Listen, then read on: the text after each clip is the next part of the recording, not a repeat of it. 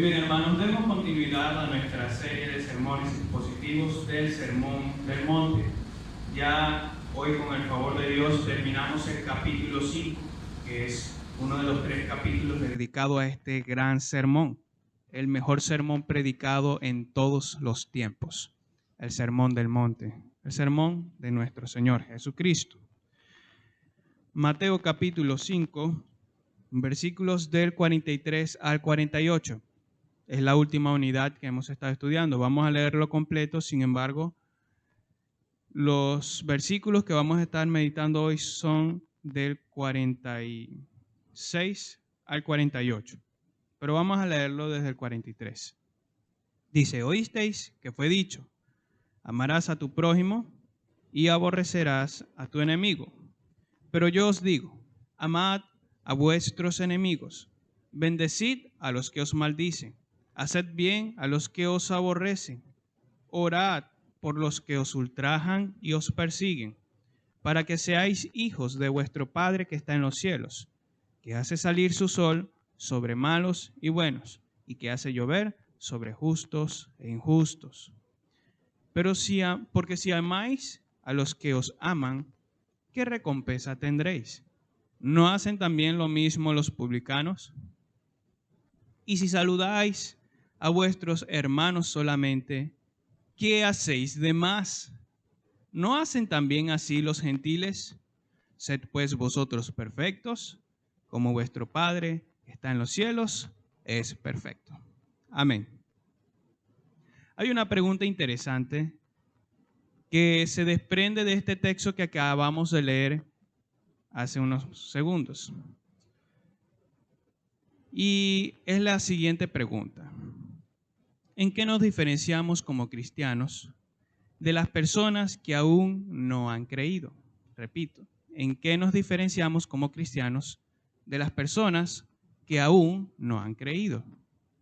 Espero que usted pueda estar respondiendo ya esa pregunta en su propio corazón, en su propia mente. La respuesta que daríamos podría variar,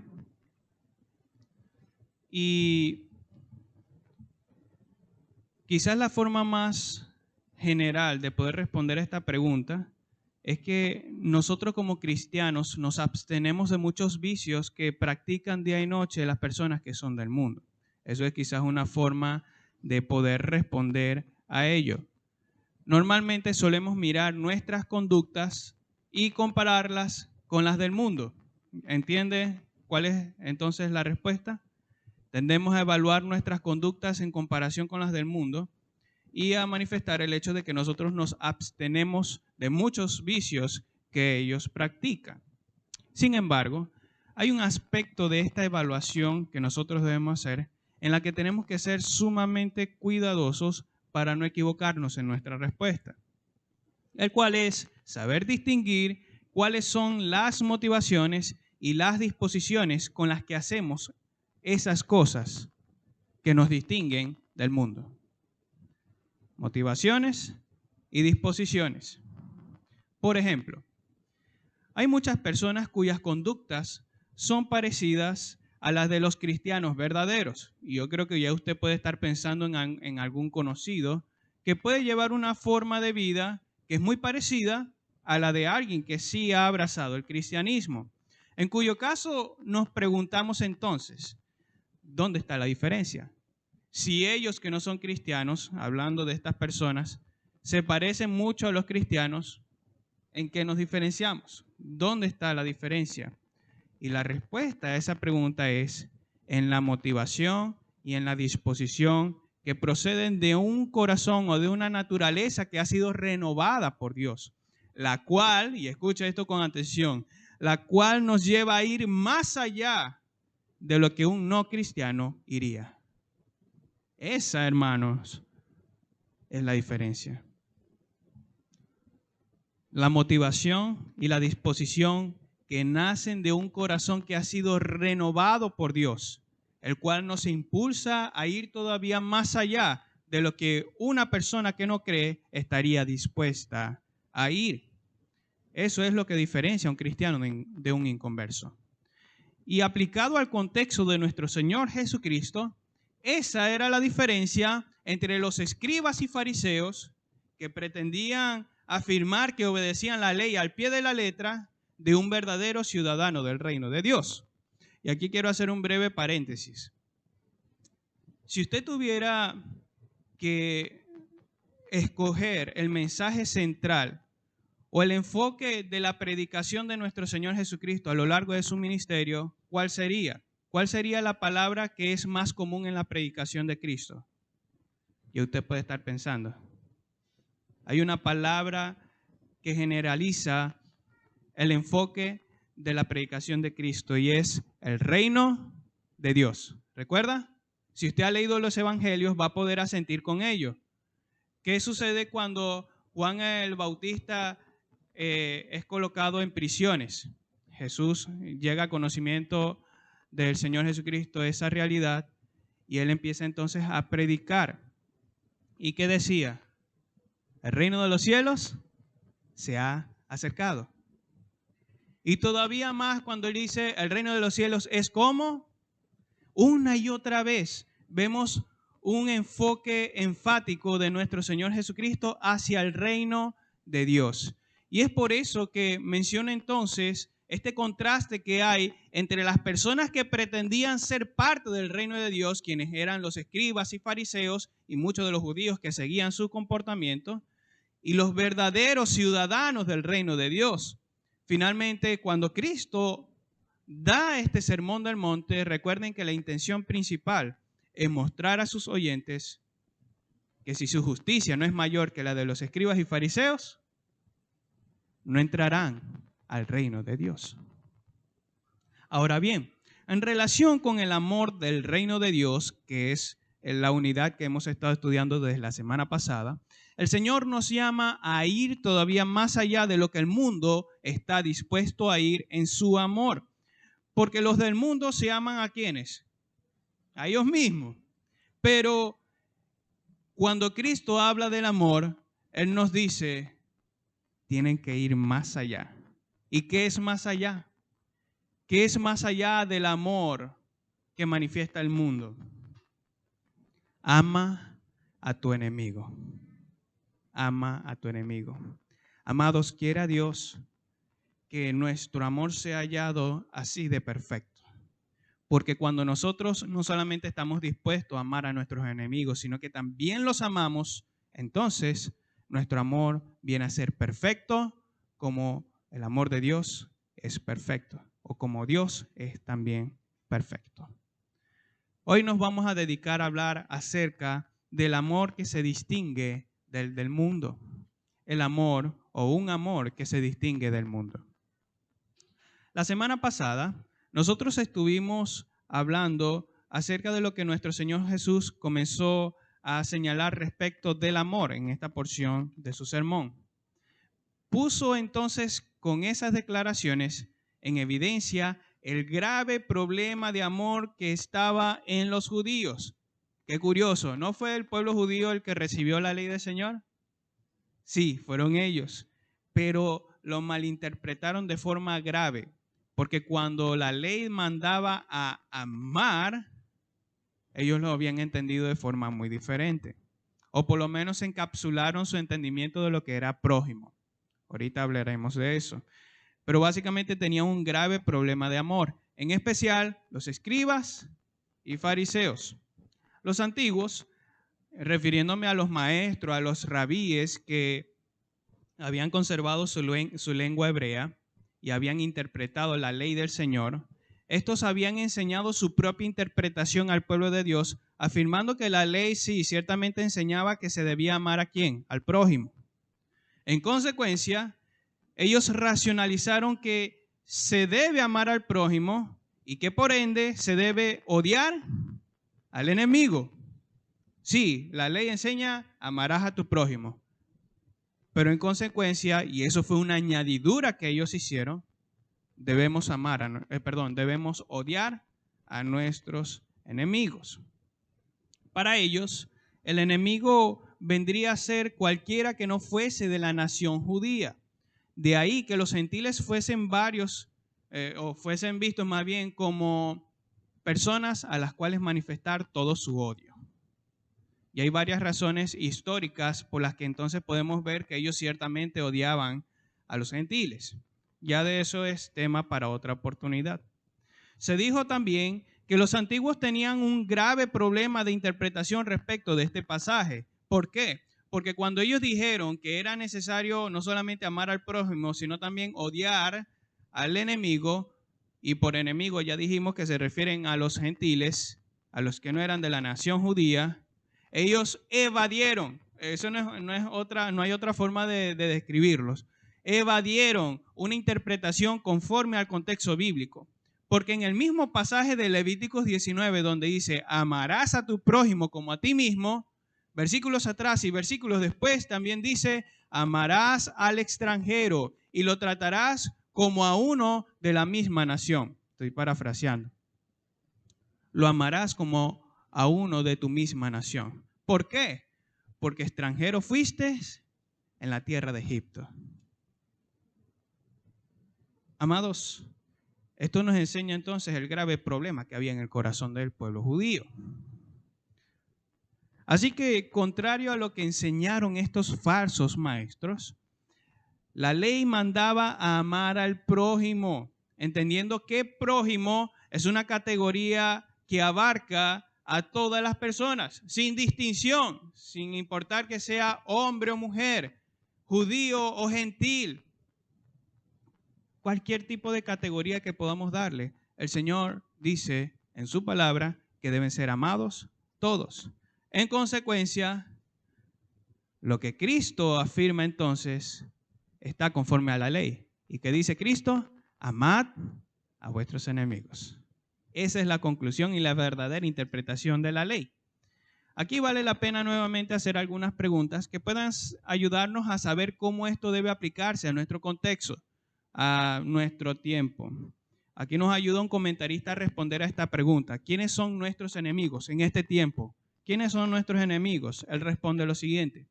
Nuestros enemigos no siempre vienen en formas tan amenazadoras de la vida, es decir, que no siempre vienen tan abiertamente de forma hostil. No siempre vienen así. A menudo son personas comunes y corrientes que son perversas, que a lo mejor no se ve en su exterior, pero en su corazón son perversas contra uno, impacientes, criticonas, rencorosas o simplemente no están de acuerdo con nosotros. Ese podría ser un ejemplo de quiénes son nuestros enemigos. Por tanto, dice él, sin importar que los conflictos sean con nuestro cónyuge o nuestros hijos, con nuestros padres o nuestros amigos o inclusive con nuestros hermanos en la fe o hermanos de la iglesia, con un astuto oponente comercial también podría ser, un vecino recoroso, un adversario político o un antagonista social. Nuestra actitud hacia ellos, ¿cuál debe ser? La de un amor cristiano. Un amor que nos lleva a bendecir en vez de maldecir, a hacer el bien en vez de hacer el mal. Ahora pasemos entonces a los versículos que atañen a el día de hoy, los versículos 46 y 47.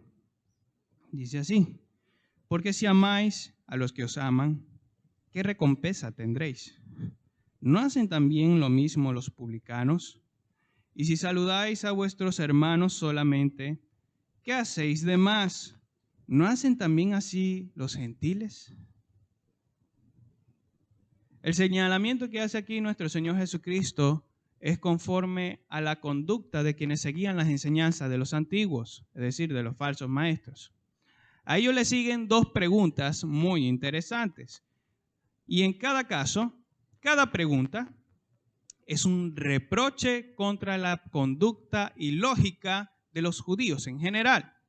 Y preste atención, yo espero que usted pueda ir al mismo tiempo siguiéndome en la lectura de la palabra. Son preguntas que reprochan una conducta ilógica por parte de los judíos al solamente querer amar a lo que ellos llaman prójimos, es decir, sus compatriotas, los de la misma nación judía o su propia familia.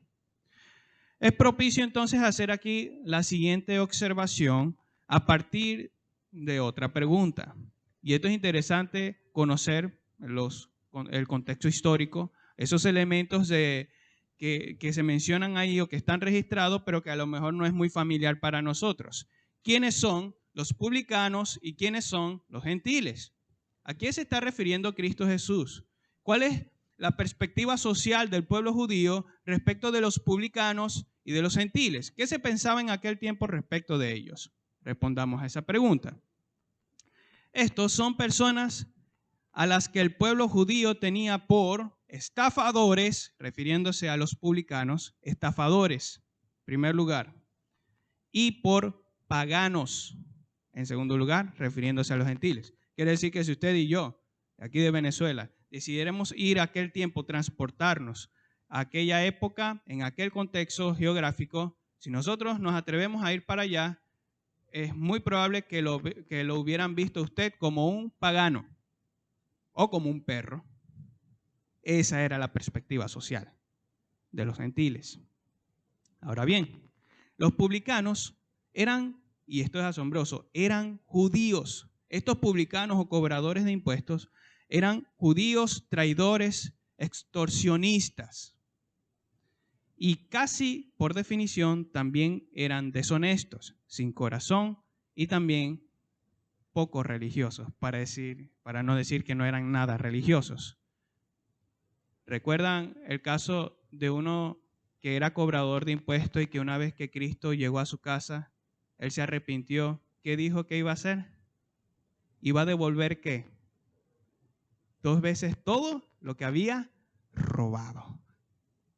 Es decir, ellos aprovechaban esta posición económica o dentro del imperio para lucrarse a ellos mismos. Ellos no solamente lucraban al que era principal de los publicanos, de los recaudadores de impuestos, sino que también extraían de ese dinero algo para ellos y colocaban impuestos todavía más absurdos a los judíos. ¿Entiende entonces por qué el odio para los publicanos? Ellos odiaban a los publicanos porque, en otras palabras, eran sus compatriotas que le hacían mal profundo. Eran dignos de odio en esa sociedad. A los ojos de la mayoría de los judíos, ahora pasemos a hablar de los gentiles, estos estaban fuera del vallado de interés y de la misericordia de Dios. Esa era la perspectiva respecto a los judíos, de los gentiles, perdón, que estaban fuera de las bendiciones de Dios y de sus misericordias o de su interés. Paréntesis, qué equivocado, ¿verdad? Parece que habían olvidado lo que Dios había dicho a Abraham. Por medio de tu simiente serán benditas, ¿qué? Todas las naciones de la tierra. Ahí está, por supuesto, hablando de los gentiles. Ellos eran adaptados solo para la destrucción como sus enemigos y como enemigos de aquellos que se consideraban pueblo de Dios.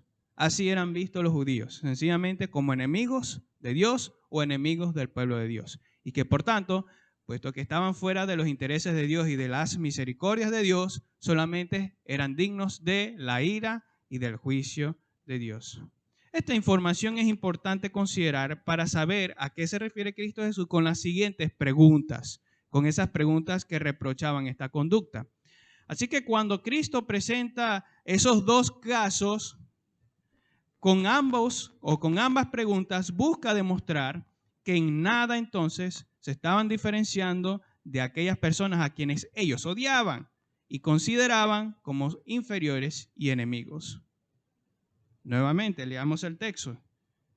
Porque si amáis a los que os aman, ¿qué recompensa tendréis? ¿No hacen también lo mismo los publicanos?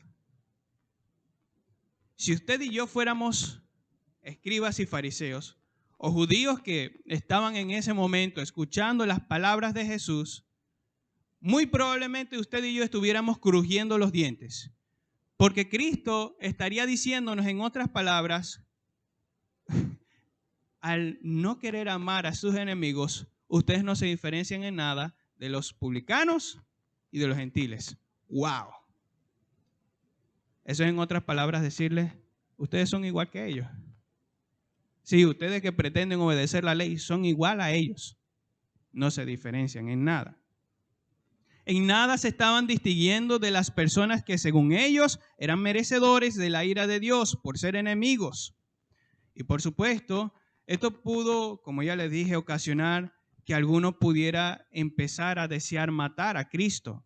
Cosa que se empieza a ver capítulos más adelante, no solamente en Mateo, sino en los otros evangelios. Pues se les estaba confrontando con la verdad de sus propias acciones. Se les demostró que su amor no correspondía con el amor y la justicia del reino de Dios.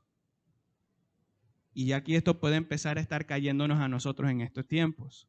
Si tu amor no pasa de más allá del núcleo de tu familia o del núcleo de tus compatriotas, los venezolanos, ¿en qué te diferencias del mundo? Finalmente, era ilógico que si afirmaban ser mejores que los publicanos y gentiles, su amor fuese el mismo. ¿Se da cuenta de cuál es el problema aquí? No se estaban distinguiendo. Este tipo de comportamiento, hermanos, es el que nos debe llevar también a evaluarnos a nosotros. Es el que nos debe llevar a evaluar nuestras vidas y ver si el amor que estamos manifestando se distingue o no de los del mundo. ¿Recuerda la pregunta que hicimos al principio? ¿En qué nos distinguimos del mundo? ¿En qué se distingue nuestro amor del amor del mundo? Y una forma muy clara de poder saber si nuestro amor es o no como el del mundo es si nosotros excluimos a algunas personas de ser objetos de nuestro amor. Así de sencillo. No hay que dar una explicación más profunda que eso. Si nosotros excluimos a alguna persona de ser objetos de nuestro amor, en ese momento nuestro amor no se está distinguiendo desde el mundo. Viene a ser el mismo. Un ejemplo de este lamentable mal es el siguiente. Que en las iglesias hay hermanos que afirman amar a todos. Yo amo a todos mis hermanos. Pero no están dispuestos a saludar o a amar a un hermano de la misma congregación con el que tuvo algún desacuerdo o algún problema. A lo mejor nos ha llegado a pasar a algunos de nosotros. Yo amo a todos mis hermanos, pero cuando termina el servicio ni me le quiero acercar a ese, no lo quiero saludar. Me quiero ir, ya. A los tales se les puede decir también, si saludas a los que te caen bien, ¿qué hacéis de más? ¿Se dan cuenta de las mismas preguntas que hizo Cristo a los judíos allí? Son las mismas para nosotros. Si saludas a los que tú quieres, si saludas nada más a los que te caen bien, ¿qué haces de más? ¿No hacen también así las personas del mundo? ¡Wow! Qué duro nos está empezando a pegar esto, ¿verdad? Tal amor no va más allá del que el mundo presenta y en nada se diferencia, por ejemplo, del amor de un moralista. ¿Sabe usted qué es un moralista, verdad? Es una persona que socialmente se comporta muy bien, con valores sociales que son tenidos por alta estima. Un moralista puede ser alguien que no miente, alguien que no le hace daño a sus vecinos, alguien que busca resguardar los valores sociales o que sencillamente busca crear orden en una sociedad, entre otras cosas. Recientemente, o bueno, el año pasado vimos una película de Tom Hanks donde él se presenta como el vecino perfecto. El vecino que ayuda a todos, el vecino que se comporta muy bien, el vecino que lleva todas las cosas en orden en su casa, el vecino perfecto. ¿En qué se diferencia de un cristiano? ¿En qué nos diferenciamos nosotros de un moralista? El moralista se comporta muy bien. Pero si nuestro amor no va más allá del que presentan los moralistas, ¿qué hacemos de más? Finalmente, hermanos, puesto que sus oyentes, hablando de Jesús, puesto que sus oyentes no manifestaban el amor del reino de Dios, demostraban no contar con la justicia requerida por el Señor. Así pues, los escribas y fariseos no eran realmente justos como pretendían ser, como tampoco lo son hoy quienes se niegan a amar a alguna persona. Hermano, si el amor de Cristo ha nacido en tu vida, no te puedes negar a amar a todos. Por el contrario, los que son del reino de Dios se caracterizan por un amor que proviene ¿de quién? Del Padre, porque el Padre es la fuente de toda virtud y de todo bien y del grande amor del que disfrutamos usted y yo si es que hemos creído. Por lo que Cristo culmina esta unidad diciendo, sed pues vosotros perfectos, como vuestro Padre que está en los cielos es perfecto. Palabras contundentes. Muchos, y es bueno que aprendamos a interpretar aquí también este pasaje, muchos han sugerido que Cristo Jesús está haciendo aquí un llamado a la perfección literal. Usted lo lee por encima y se va a dar cuenta que a lo mejor puede también concluir lo mismo, que Cristo está llamando a las personas a ser perfectos de forma literal. Y que por lo tanto es posible que un hombre sea perfecto, porque de otra manera entonces Dios no mandaría al hombre a ser perfecto. Esa podría ser la conclusión de alguien. Sin embargo, tal conclusión acerca de ese texto se aleja del contexto en el que nuestro Señor Jesucristo se está desenvolviendo. ¿Acaso no está hablando el Señor Jesucristo del amor? Sí, está hablando del amor. Y que versículos atrás también habíamos dicho, o habíamos visto, que debemos ser como el Padre, quien ama benevolentemente a quienes, a buenos y malos, injustos y justos. A cualquiera los ama Dios de forma benevolente. Eso nos da una idea entonces de a qué se está refiriendo el Señor aquí, cuando dice, sed vosotros perfectos, como vuestro Padre que está en los cielos es perfecto. Así pues, tal amor perfecto del Padre es el que se nos llama a manifestar un amor, o mejor dicho, el amor del reino de Dios. Eso es a lo que se refiere. Cuando se nos dice o se nos manda, ser pues perfectos vosotros, como vuestro Padre que está en los cielos es perfecto, se refiere a ese grande amor. Y hay dos implicaciones aquí que podemos tomar de esas palabras de nuestro Señor. Dos implicaciones, las cuales atienden tanto a creyentes como a no creyentes. Vamos primeramente a considerar el de los no creyentes. En primer lugar, esto implica que el amor perfecto de Dios es un estándar que los hombres naturales, es decir, los inconversos, no pueden cumplir. Repito, que el amor perfecto de Dios es un estándar que los hombres naturales no pueden cumplir. Por lo cual, o por lo que sus oyentes debían reconocer su maldad y falta de cumplimiento a la ley. Eso era lo principal que buscaba el Señor Jesucristo, demostrar a sus oyentes, este es el amor de Dios. Si ustedes no cumplen con esto, no son del reino de Dios. Así que, querido oyente, que estás aquí, si piensas que eres cristiano, pero no estás dispuesto a amar a tu enemigo, a bendecir al que te maldice, a hacer el bien a los que te aborrecen y a orar por el que te persigue, es casi seguro que no eres un creyente.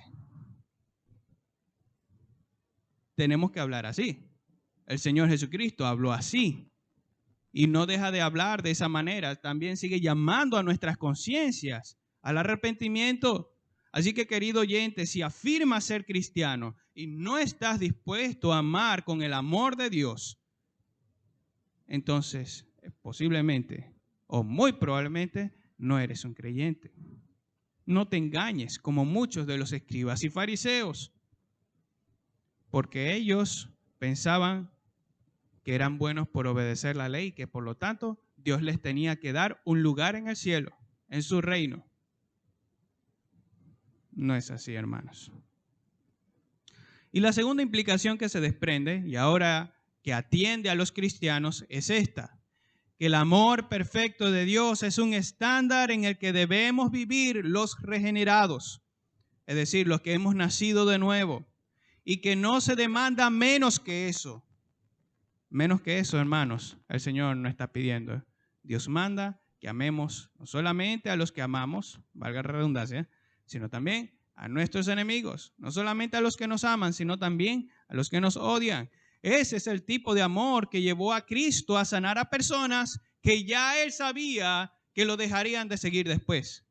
Y que más adelante probablemente eran de los que dirían: crucifíquenlo. Sí, Cristo los amó de forma benevolente, aunque ya Él sabía que la nación judía los rechazaría. A los suyos vino y los suyos no los recibieron. Es este mismo amor del Padre el que llevó a Pablo a predicar el evangelio a sus compatriotas judíos en las sinagogas, como lo podrá confirmar en el libro de Hechos. Y lo hacía aunque sabía que muchos de ellos lo maldecirían. Muchos de ellos querían matar a Pablo, porque según ellos, Pablo estaba predicando contra la ley de Moisés. Pero no, Pablo estaba predicando el verdadero evangelio presentado desde la ley de Dios. El reformador escocés George Wishart fue sentenciado a morir como un hereje, debido a que el verdugo sabía del pastoreo desinteresado que Wishart había hecho a centenares de personas que estaban muriendo por la plaga, es decir, la peste bubónica o la peste negra. Este verdugo dudó en llevar a cabo la sentencia. Para decirlo de otra manera, este verdugo ya conocía quién era este reformador, Wishart. Y ese verdugo sabía que lo que él estaba haciendo era moralmente correcto. Estaba atendiendo a las personas. Así que cuando este reformador vio la expresión de remordimiento en el rostro de su verdugo, se inclinó y lo besó en su mejilla y le dijo: que esto sea una señal de que te perdono. Obviamente murió. ¿Estaría usted dispuesto a hacer eso también? ¿Estaría usted dispuesto a perdonar a aquel que lo va a matar?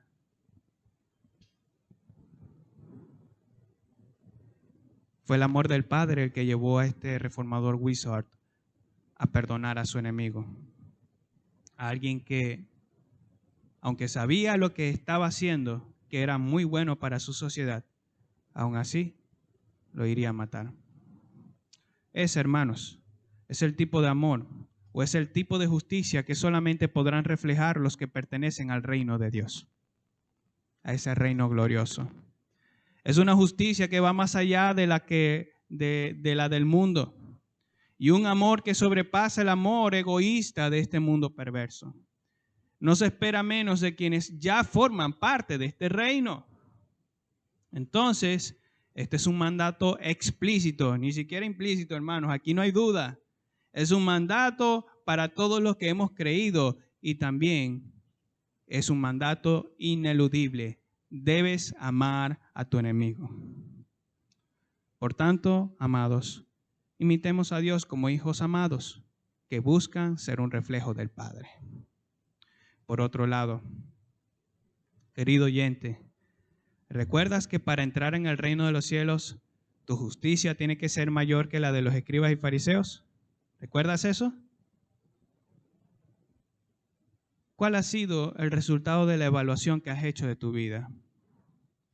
No pienses que por ser bueno, Dios te tiene que asegurar un lugar allá en su reino. Como si Él estuviera obligado a, wow, no, Dani se ha portado muy bien. No ha creído en Cristo, pero Él dice que es cristiano y ha hecho muchas cosas buenas. Le ha dado comida a los pobres, ha rescatado muchos animales. Hay que darle un lugar aquí. ¿Qué dicen ustedes, ángeles? Hay que darle un lugar aquí a Dani. No pensemos eso. No pensemos como el mundo piensa. El mundo piensa que va a ser salvo por lo que hace, como lo hicieron los fariseos y los escribas. Los que entran al reino de Dios son los que reconocen que son injustos. Reconocen que son injustos y que no han cumplido con este grande estándar de justicia. Estos finalmente, ¿qué hacen o qué deben hacer? La respuesta es sencilla. Descansen en la perfecta justicia de Cristo, quien se dio a sí mismo, con un amor que sobrepasa todo tipo de amor, con un amor que desciende del cielo para ser derramado sobre personas que no lo merecen. Arrepiéntete, querido oyente. Arrepiéntete de tus pecados y ven a Cristo Jesús. En conclusión, que esta pregunta que ha hecho el Señor Jesucristo a los judíos en su tiempo sea la misma pregunta que una y otra vez haga eco en nuestros corazones. ¿Qué haces de más? ¿Qué haces de más? ¿Tu amor aventaja al amor del mundo? Pues si no, no te estás distinguiendo en nada del mundo. El Señor nos ayude.